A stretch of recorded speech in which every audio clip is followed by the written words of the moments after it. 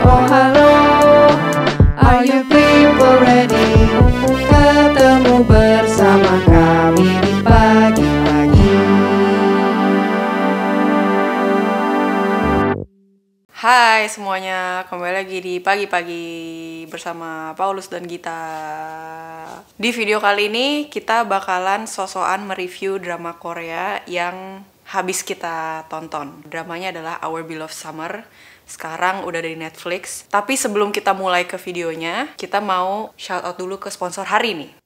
Terima kasih buat Bukalapak Prakerja yang udah nge-sponsorin video ini. Kartu Prakerja adalah program pengembangan kompetensi kerja dan entrepreneurship. Khususnya kayak sekarang nih, lagi pandemi COVID yang udah hampir 2 tahun, terus banyak yang kena layoff atau pelaku UMKM yang bisnisnya lagi loyo. Program ini bisa ngebantu kalian untuk meningkatin skill bekerja dan berbisnis. Caranya nggak ribet, kalian tinggal daftar di prakerja.go.id untuk dapetin nomor. Terus ke Bukalapak untuk pilih kursus yang pingin kalian ikutin, pakai nomor yang kalian dapetin tadi. Abis itu tinggal selesain kursusnya dan sertifikat akan didapat maksimal 7 hari. Kalau kalian ada pertanyaan atau kendala soal sertifikat misalnya, nggak masalah. Karena customer service Bukalapak itu gercep banget dan akan langsung respon keluhan kalian. Nah kebetulan nih, sekarang lagi ada kompetisi Bukalapak Kartu Prakerja. Hadiahnya banyak, ada motor, gadget, modal usaha. Kalian tinggal buka link di description box di bawah untuk baca syarat dan ketentuannya.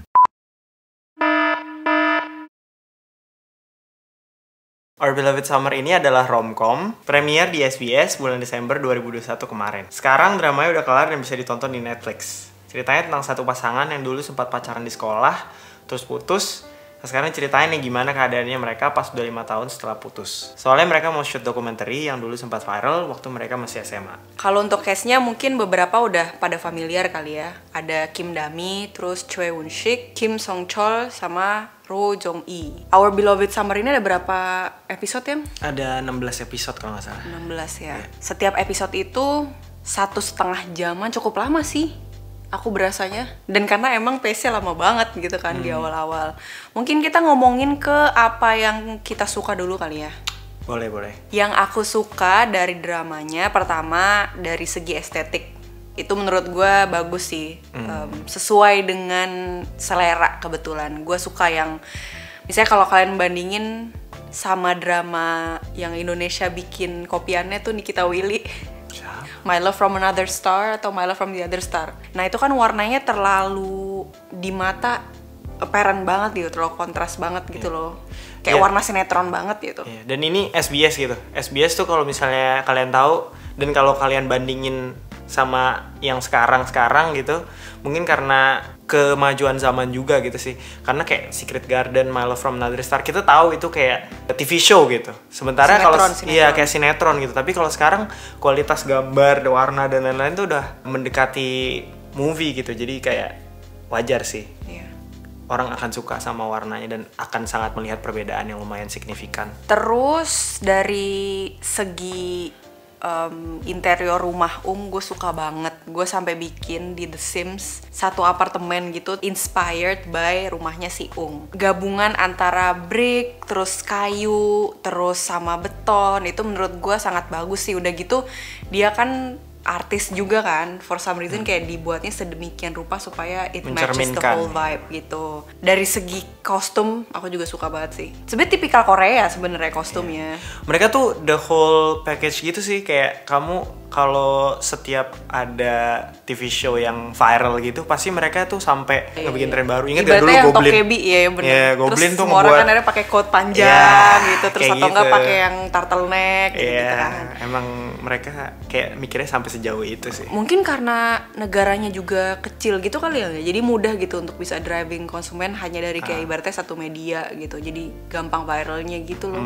Bisa jadi. Dan kebetulan ya mereka seorganisir itu gitu. Kayak mereka udah tahu once dia viral ini harus jadi tren gitu semuanya, dari semua sisi. Nggak cuma dari dialog-dialog yang digunain jadi quotes-quotes gitu, I don't know. Tapi mereka nggak cuma mikirin itu juga, tapi Tapi emang iya sih, karena kan gue sama Paul itu suka nontonin TV show. Dan salah satu yang kita suka tonton itu misalnya Muan Tujon gitu-gitu kan. Atau misalnya kayak One to June itu Infinity Challenge. Infinity Challenge atau Happy Together. Mereka tuh suka kayak ngomongin film-film atau sinetron-sinetron padahal Korea punya gitu lokal, terus ngomongin tuh ampe tahu dialognya. Jadi both si penonton sama pembuat karya tuh sangat-sangat devoted gitu loh. Mereka Dan sangat-sangat apresiatif, sih. exactly, Yeah, that's the word, itu satu sama lain gitu. Amin, kamu bisa nggak satu film Indo yang kamu apal gitu dialognya? Ada Apa Dengan Cinta sih. Oh, ada ya? Itu cukup ikonik sih. Oke. Kayak madingnya udah terbit Basi, madingnya udah siap terbit. gitu. Itu dari ADC. Kamu nggak tahu kan?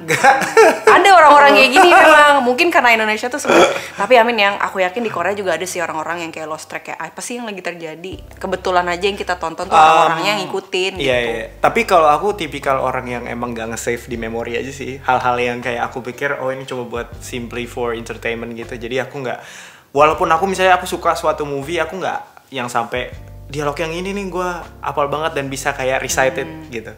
Iya. I'm not that kind of person. Aku nggak bisa impersonate. So jadi kayak Kalau gue that kind of person sih. Kalau lu nonton sama gue filmnya udah gue tonton, itu pasti gue suka following lines apa gitu. Tiba-tiba tahu gitu, tiba-tiba inget gitu. Selanjutnya kamu dong, ya kamu suka apa? Oke. Kalau gue suka pemilihan cast sendiri sih. Betul, gue tahu dua main actor dan aktrisnya karena gue sempet nonton mereka di film atau show lain. Kalau si Choi Won Sik kan kalian tahu semua dia ada di Parasite. Terus kalau si Kim Dami, gue nonton dia di Itaewon Class. Cocok sih buat story dan buat peran yang mereka perankan gitu. Kalau si ceweknya, si Yeonsunya kan tipe yang individual gitu loh. Maksudnya jadi dia harus punya yang kayak, orangnya gampang detach gitu. Meanwhile kalau si Choi Woo-nya kan yang gue tuh pingin sama lo gitu. Gue nggak bisa hidup tanpa lo gitu. Orangnya sangat-sangat manja lah, for lack of better word. Benar. Nah yang cewek ini tuh kan dia bener-bener yang kayak harus punya personality yang kuat sendiri gitu loh. Nah dia emang di Itaewon Class juga dia udah menunjukkan itu gitu sih ya. Kalau cocok gitu lah kalau si ceweknya. Kalau cowoknya tuh awalnya aku kayak emang cowok kayak gini, cocok ya gitu bisa main yang kayak gitu ya. Taunya dia cocok sih, jadi lenje-lenje gimana gitu. Kayak gue bisa melihat diri gue di karena orangnya mirip banget sama Paulus, kayak misalnya gini.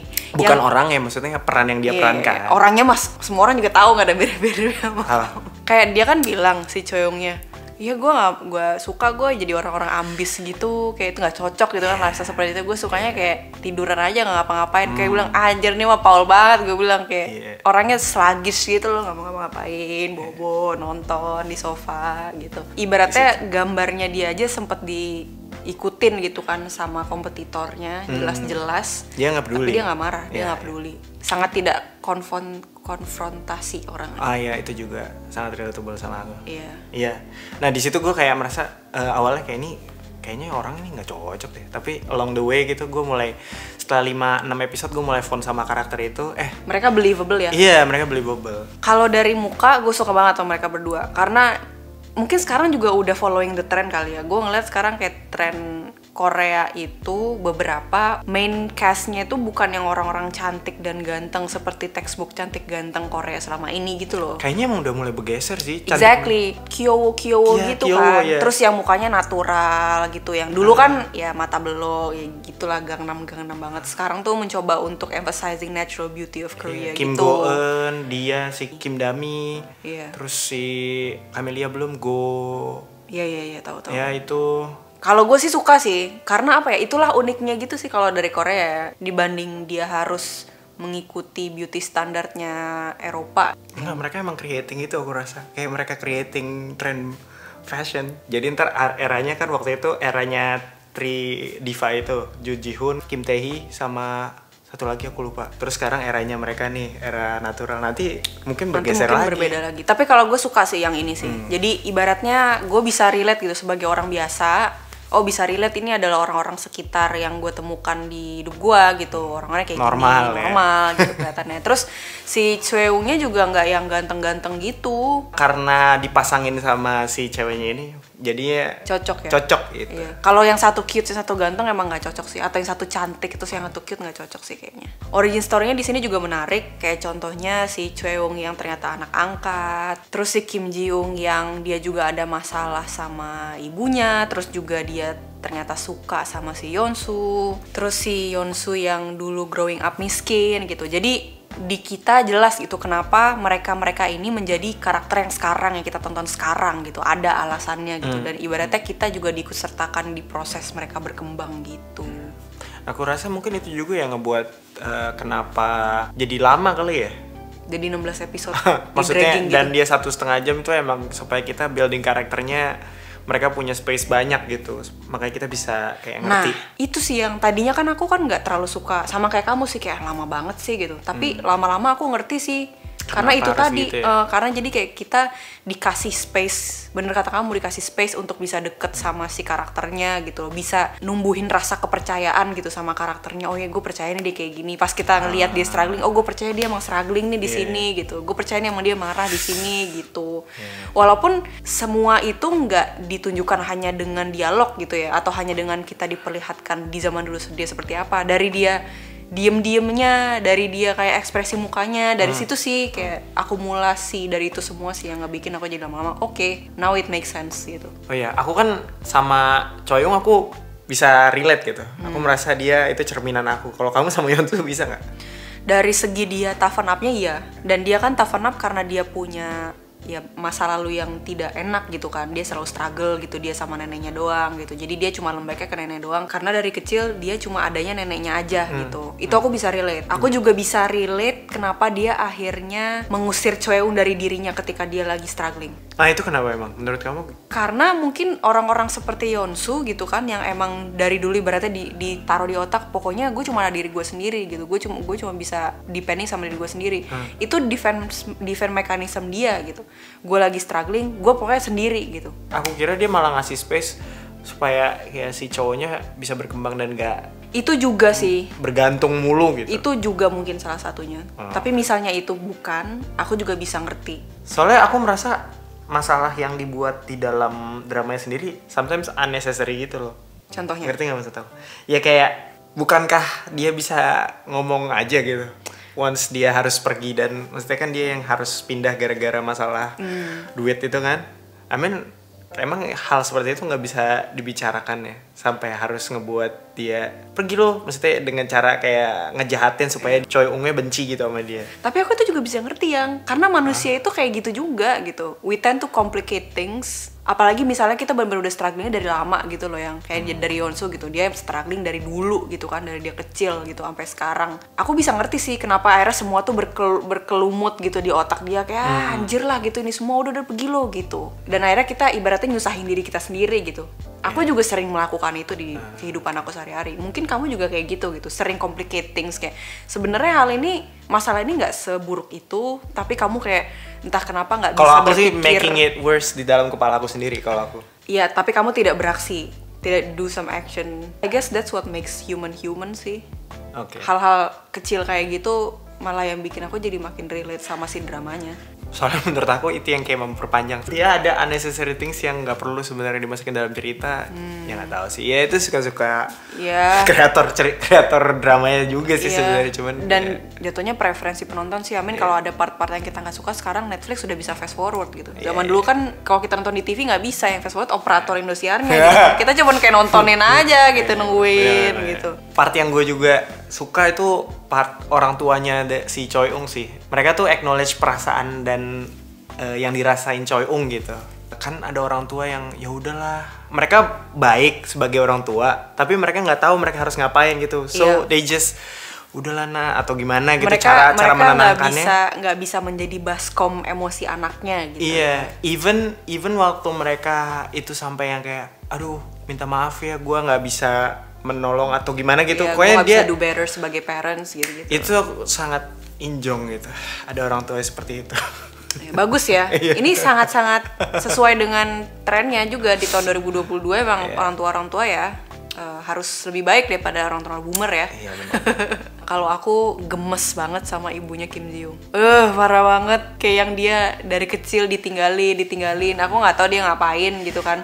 Itu sih yang gue gemes tuh itu. Kenapa di part itu ceritanya si ibu ini nggak diceritain. Jadi gue sampai sekarang bertanya-tanya, ibunya tuh ngapain? Akhirnya gue Maybe they wanna make season punya 2. banyak imajinasi gitu.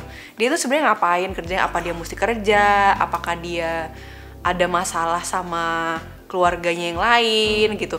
Ini Atau si Kim dia Jo ini apakah Ainfah menyalahkan anak di luar nikah terus akhirnya dia nggak tahu deh. Iya, menyalahkan Kim Ji Young aja gitu, gara-gara lo nih kehidupan gue jadi kayak gini nih gitu. Sampai sekarang nggak jelas gitu kan, dia datang-datang ujuk tiba-tiba masakin. Gue mau meninggal nih, lo rekam gue. Iya. Like, iya. Tapi itu ada memang orang tua seperti itu gitu kan, yang entitled, yang sebenarnya selalu menyakitkan hati anaknya gitu, terus datang-datang kayak ya lu mesti ngelakuin apa yang gue suruh gitu. Yeah. Aku juga suka sama si Kim Ji Young, dia portraying si karakter ini sih. Dari awal dia anak kecil, dia masih punya innocence, dia masih punya rasa husnuzon ke ibunya gitu kan. Dia masih tetap kayak sayang sama ibunya gitu. Terus ngeliat nih gradually dia tuh lama-lama jadi kayak transisinya sampai dia resenting ibu. Kelihatan lah gitu, kita bisa ngelihat dia ya di brought up sama ibunya tanpa cinta gitu ibaratnya. Dia keren sih menurut aku, di antara semua case yang paling bagus tuh dia sih. Yeah. Terus aku juga suka dia tuh dingin tapi dia dia being asshole ke diri dia sendiri aja gitu loh. Dia nggak jahat ke orang lain. Kan ada kan orang-orang yang dia banyak problem tapi dia mencoba projecting itu ke orang lain gitu, yang kena orang lain ibaratnya. Padahal orang lain nggak salah apa-apa. Tapi in real life kayak gitu tau ya. Biasanya mereka ke diri sendiri memang.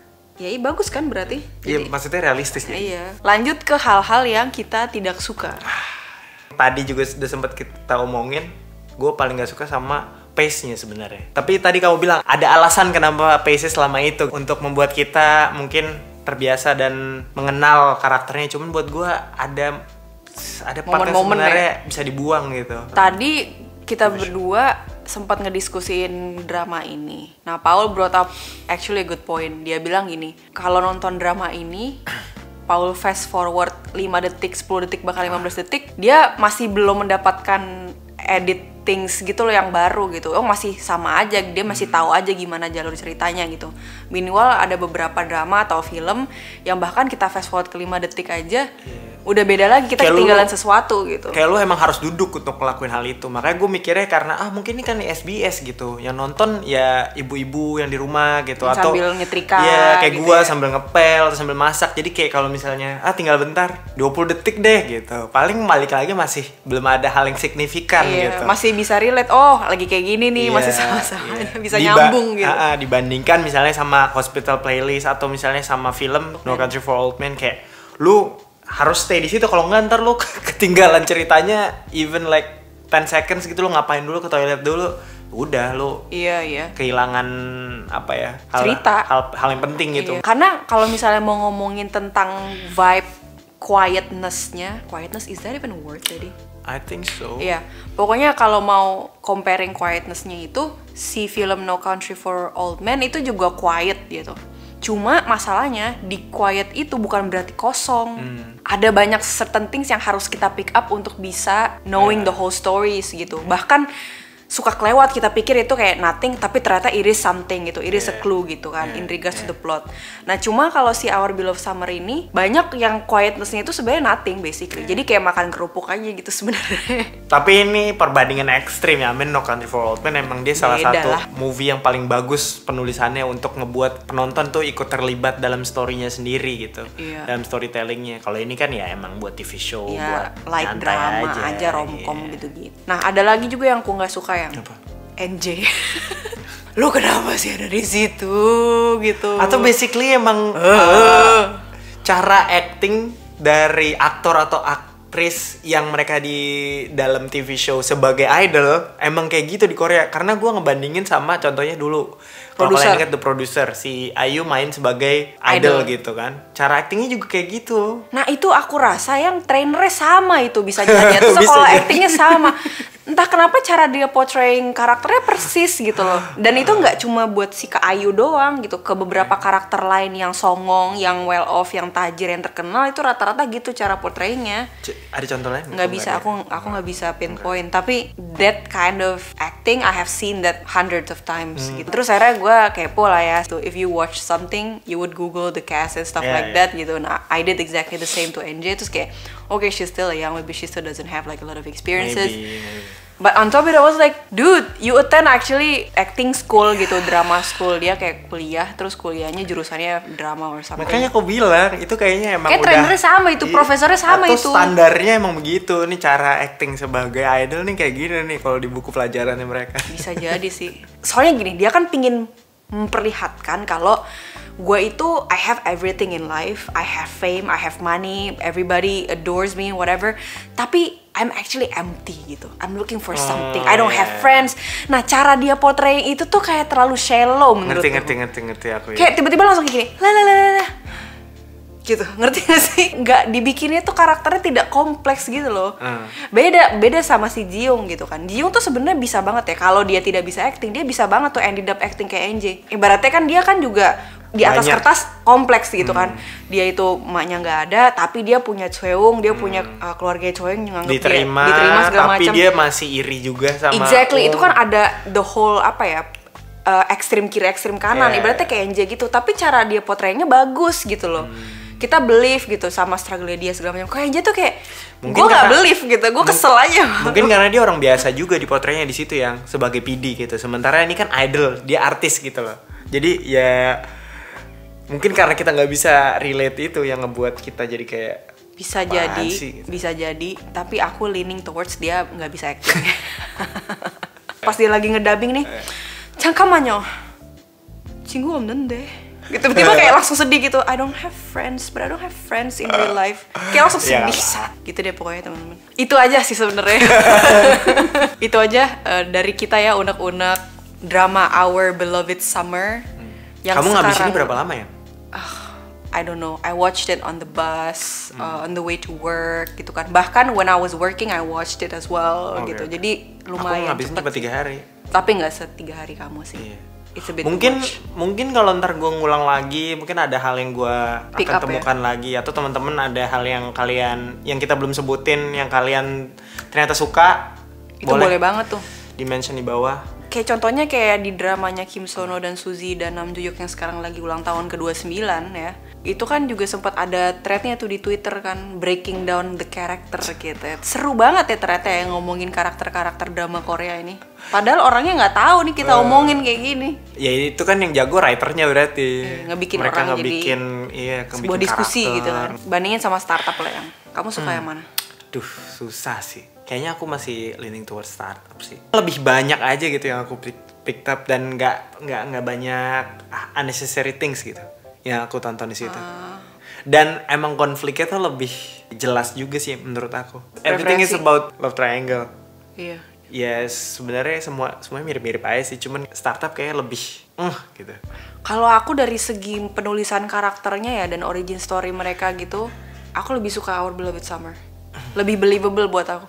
Yeah. Kalau startup si Suzy itu kan dia nggak kuliah, terus dia kerja ngawur alba doang gitu, tiba-tiba jadi bos gitu kayak Ya kan startup bos. Iya udah gitu dia sama neneknya udah gitu doang kayak agak malas gitu ya, kayak lazy writing aku. Padahal sebenarnya nggak lazy, aku yakin yang nulis itu juga dia kurang tidur, nggak tidur segala macem pasti gitu kan. Cuma kelihatannya ke gue tuh kayak kurang. Lebih subtle soalnya kalau yang Our Beloved Summer. Ya Our Beloved Summer gue lebih suka sih. Karena startup itu kan dia pakai tema baru lagi gitu loh, yang dia ini tentang orang lagi make her way.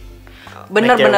Jadi fokusnya lebih kayak ke startupnya gitu-gitu. Iya. Pokoknya kita berdua pengen ngedenger opini kalian soal drama ini. Jadi kalian harus banget chime in di conversation di bawah ya, biar seru. Siapa bilang ngomongin drama nggak bisa seru. Terima kasih udah menonton video kali ini dan jangan lupa untuk kasih thumb up dan share videonya ke semua orang. Semua pokoknya. Dan sampai ketemu di video selanjutnya. Bye bye.